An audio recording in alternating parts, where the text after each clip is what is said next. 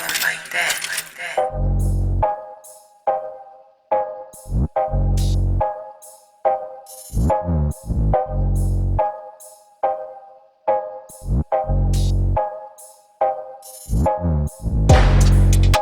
watching another episode of Highly Respected with yours truly, Miss Streetz, and I'm here with Cosmo, the criminal god. Did I say that right? Who you with? Criminal god? Yes, Cosmo. criminal god all day. Yes, Cosmo. So we have to talk about the whole meaning to your name. Right. I definitely want to know the breakdown to your name, Cosmo, criminal god. Talk about it. Well, Cosmo was that was a nickname I had from a kid. My family, my father gave me that nickname Cosmo, so that was always my name given. Growing up hearing that. And the whole criminal god thing is, I come from a long line of 5%ers. If you're familiar with the Nation of Gods and Nerds, 5%ers heavy in Queens in the late 70s, 80s era. And it was just about having knowledge of self and knowing who you are as a black man and knowing that the black man is God. And the term criminal god kind of was applied to the brothers who knew better, but were also in the streets doing, quote unquote crime and stuff like that. But they kind of had knowledge of self. They did have knowledge of self, but they were called criminal gods. So the way I was living, that name was kind of like my parents and my grandparents. You're not God, you're a criminal god. So that always kind of stuck with me throughout my life. And I just said, let me just apply it to the music. And from then it was something that was real. It was organic. It was me already. So, that's what it, and at the end of the day, the black man is God, and everything we do as black men, they try to criminalize it. You know what I'm saying? I don't care what we do, where we at, they criminalize the black man just existing out here in the world. And that's something that got to be addressed. So that term criminal god is something that you got to really look deep into and can't really just get offended by, because most people do get offended by when they see that together. Criminal god, they don't want to hear nothing. They don't want to talk about nothing. They see it on a shirt or a hoodie, they just get offended and they just want to run away from me. But it's deeper than what, the average person might think about it as. Right, definitely. And I know that you put out a couple of mixtapes with the title Criminal God. Right. 2 songs out. So is it like a sequel? Like, how would you describe it, being that the mixtapes are all called Criminal God, but you have different criminal gods on the cover of the mixtape? Talk about this. See how I was slick with it. Right. I know who they are, but I'm slick. But go ahead and talk about the cover for people who are not familiar with, some of the that you have on your mixtape cover. The covers are actually brothers that's from the New York City area, from that era, the 80s era, that were actually considered criminal gods by the criminal justice system, that were incarcerated, that were in the streets. But these were men that we seen every day in the neighborhood, that gave us trips, took us up to Bear Mountain as we were kids, and did things for the community. But some of the brothers are members like James Benny Anthony. He was on my first mixtape. I got members of this, and he was a member of Supreme Team. I got Fat Cat. My new joint I got right now, I got Pappy Mason on there. I've got Supreme and Prince on there. So you're gonna always see brothers from that element, from the street element, and from the criminal, I guess from the criminal world, as people want to put it. Right. But it's something you have to look at it different. At the end of the day, it's still black men that, if you take a deeper look at, it's much more than what the system would try to just throw on them. You know what I'm saying? These are fathers, these are husbands, brothers, friends, real comrades out here that been through a lot, and they came up in situations in an era where you kind of had to live a certain way, and people don't really understand that right now, you know what I'm saying? Because they were kind of raised in, they were brought up into not knowing what was before them. Right.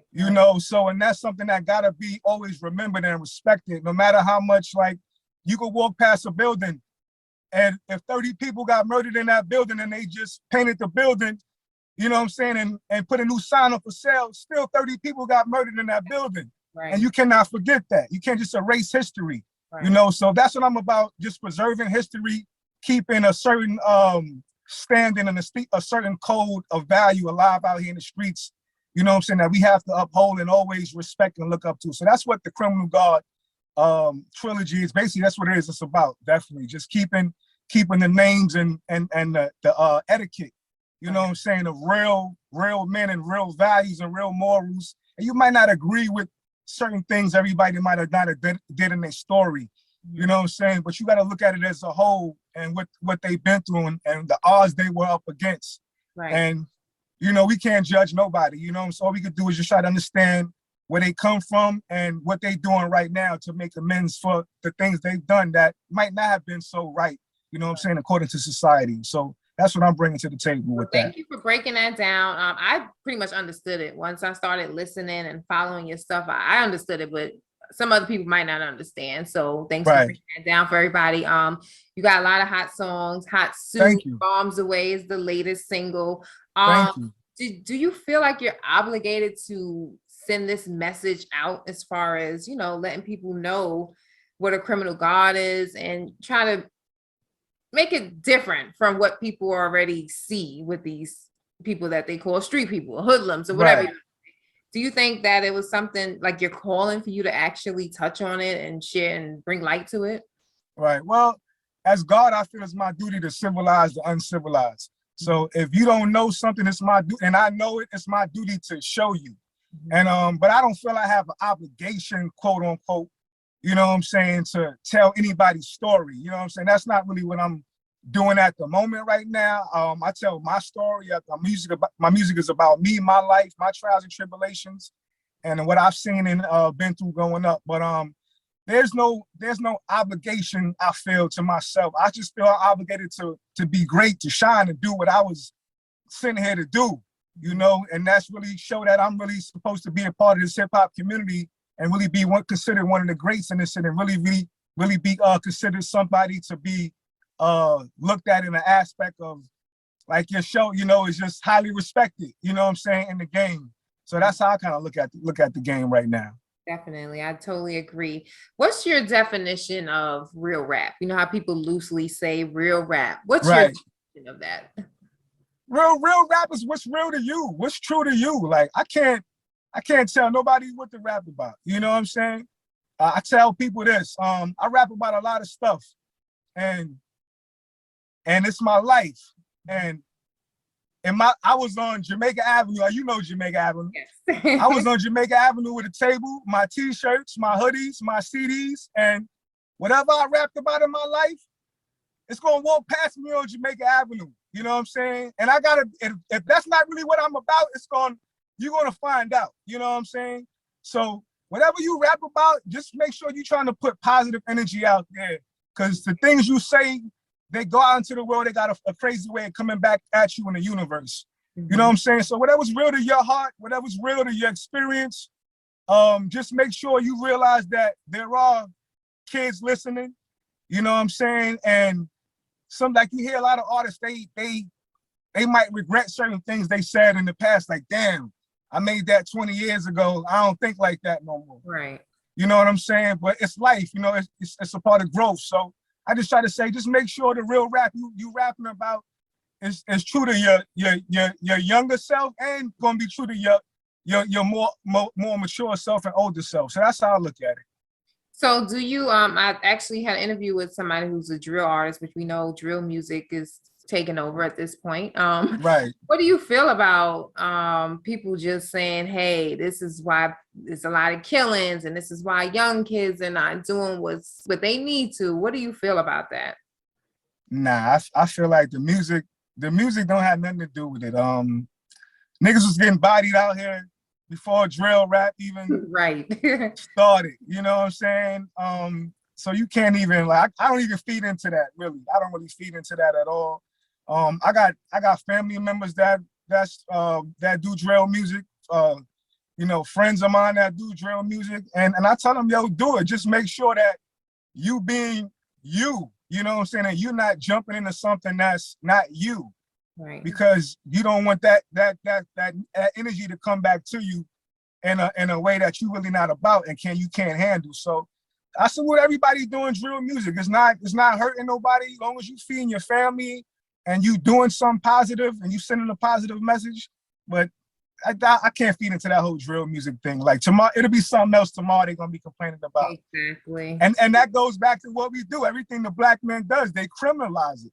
You know what I'm saying? So You know, it just show you right there. We got to be on point of who's narrating the story. You know what I'm saying? Who's telling it? So we got to always be the narrators of our story and what we want to be shown and presented out here to the world. Definitely, most definitely. What's a typical studio session like for Cosmo Criminal God? Like, what you need, or like, how does it go down for you? You know, I'm the type of person, like, I like to write in the crib, get all my writing done, and just zone out when I'm alone, when I got time for myself. And then I make sure I got everything done before I go to the studio. Yeah, I'm prepared. Yeah, it's like a robbery. I'm there 2 hours early waiting in front of the spot. Like, I'm not playing with you, you know what I'm saying? So I write, do all my writing, I got everything ready, and I go in there and I knock it out, and I'm out of there. You know what I'm saying? No, it ain't sitting around drinking, you know, smoking weed. I don't never be on that type of time. You know what I'm saying? I go do what I gotta do and I get the fuck up out of there, pardon my French. Okay. You know, and I make sure it's about business, because I don't know who said, somebody said a verse about getting high in the studio playing games. You know what I'm saying? I might have been Tragedy Gaddafi years ago. And I always remember that, him saying that. Y'all a bunch of lames in the studio getting high playing games. And you got to remember, now it's a social media era, so you know they posting all this stuff, right? But where's the music at? You know what I'm saying? Everybody's in the studio. Everybody got jewelry on. Everybody's or nothing. Yeah, they doing that. Yeah, but where's the music? You know what I'm saying? Where's the content? Where's the value to what you're doing? Right. So I go in the studio, I do what I gotta do, and I get up out of there. I'm gone on to my real life. You know what I'm saying? Well, you say it's so easy. Like I do what I gotta do, but you making hits. You ain't say that. You making good music. You ain't mention that. Like, you do what you gotta do, but you making good music. So I'll mention it for you. That. Thank you. I really do. You know, sometimes I be so much like in my world. Mm-hmm. You know what I'm saying? I got real life things going on in my life, and I don't really be. I do the music because I love it, but once I put it out there, I don't look back at it no more. Mm-hmm. You know, I got my mother, you know, she's diabetic, she's blind, she's in a wheelchair. So me and my brother taking care of her. You know, I got 3 kids, you know what I'm saying? Like most people going through drama with their baby mothers, you know what I'm saying? And the system is just crazy what it do to a black man out here. So I'm going through real life stuff. So, you know, I put the music out there in faith and out of love, because that's where everywhere it come from, you know? But other than that, I'm just like caught up in, you know, sometimes people be like, yo, you know, you don't even know what's going on. You lit. I'll be like, nah, I don't know. I'm lit. You know what I'm saying? I'm just, as far as the music aspect, I don't really be looking at it like that. I don't be watching my own videos. I don't be listening to my own songs. Like, right. I just record it, boom, and I'm going. What's the next joint I got to do? Hey, ain't nothing wrong with that. That's what's up. Like I said, you got dope music, so that's the key. Name one of your favorite Queens rappers. That's I'm gonna name my favorite Queens rapper that I'm gonna say he's not here no more. God bless the dead. His name was Corey D. Corey D from 109 and Merrick Boulevard. Corey D got a rhyme called the Dedication Rhyme. This rhyme is online somewhere. It's probably on YouTube, but it's called Corey D, the Dedication Rhyme. Looking for it when we done. Yeah. Queen, all my Southside heads to know about Corey D, but Corey D kicked the rhyme in Baisley Park in 1991, and that rhyme has been ingrained in my fiber and my being since I was a child, since I was a teenager. You know what I'm saying? And just seeing that and hearing the things he was rapping about, and the impact it made on the hustlers and the gangsters coming up in my neighborhood, and just the go-getters. It made a big difference to me. So salute Corey D, you know what I'm saying? God bless you, you know what I'm saying? And yeah, that's Corey D is definitely gonna always be #1 to me in Southside. Corey D. Well, I just got school today and I learned somebody new, and I'm definitely Googling when we're done. So I'm gonna see if I can find that. We got to talk about upcoming projects. What are you looking to drop, or what's coming up next for you? Right. What's coming up next is just more videos, more singles. My next single I got coming out is called You're now rocking with the Criminal Guard. I might abbreviate it, but it's gonna be some with Criminal Guard in there as always. Because I'm heavy into branding myself. You know what I'm saying? Nobody gonna brand you like you. And so the movement is heavily branded all the time. But just more videos. I got the Bombs Away video, probably gonna drop in a few days. I'll keep, you know what I'm saying, keep everybody posted on my Instagram and social media platforms. But the Bombs Away video is definitely about to drop soon. So everybody tune in and just keep on looking out for new music. I'm not one of those artists that's I'm independent, for real independent. You know, so I do what I want, when I want, I write to what I want, you know what I'm saying? I drop it when I want, you know, and I just do it out of the hope that y'all respect it. And cause I really look at it, it's like, if I don't present it to y'all the right way, it's not right. You know, so I just make sure that everything I do is up to par, so y'all gonna love it and respect it. Definitely. And that's what the feedback you're getting is definitely good. So speaking of feedback, you gotta give your social media out to people who might be late. They don't know what's going on. They don't know nothing about the music, but they want to hear it. How can they do that, and where can they contact you? Well, I'm on all music streaming platforms under your boy Cosmo, YABOYCOSMO. I'm on TikTok now, Cosmo Criminal Guard. I'm on Instagram, your boy Cosmo. I'm on Facebook, your boy Cosmo. And just email me. You want to email me, your boy Cosmo@gmail.com. Features, whatever, let me know. We work it out. You know what I'm saying? I'm always about doing business, good business that is. You know, and just shout out to everybody out there chasing their dreams and doing something positive and trying to make their situation better, because that's what it's all about. But I'm Cosmo, Criminal Guard. I'm always here to reach out to you. Yes, most definitely. And of course, before you leave, you gave one shout out to, you know, everybody out there that's dreaming and stuff like that. But shout out to people that may have been supportive with your career and just you and your personal life. Shout them people out. Oh man, first and foremost, I want to just thank my parents, my mother and father, for giving me knowledge, wisdom, and understanding, and raising me the way they raised me. I want to thank my brother, you know what I'm saying, for always being by my side, Money Mel. You know, I just want to thank everybody that's been involved in my journey. Shout out to DV Alias Christ. Shout out to Planet Asian Medallion. Shout out to Cool G Rap. You know, just shout out to everybody I came across. If I recorded at your studio, Don Newkirk, you know what I'm saying? If I ever came across you, salute to you, because you gave me energy to be who I am. You know what I'm saying? We all out here just spreading vibes and good energy. And if I came across you, you know what I'm saying? It was a dope experience. It was a positive experience. So you influenced me in some kind of way to be who I am and keep doing what I'm doing. So thank you to everybody that's out there who fucking with me. Yes, they heard that. Y'all heard that.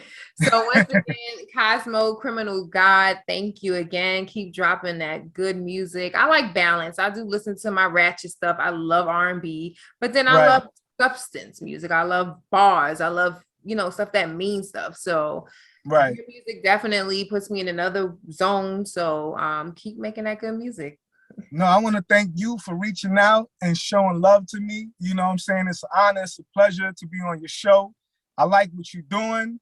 I've checked your videos out. It's fire, you know what I'm saying? I like what you're doing. It's dope. Keep doing what you're doing. Salute to you. It's good to see a sister just doing her thing and you doing it very well. You looking good doing it. And I just want to salute you and say thank you for being you. I appreciate that. Thank you so much.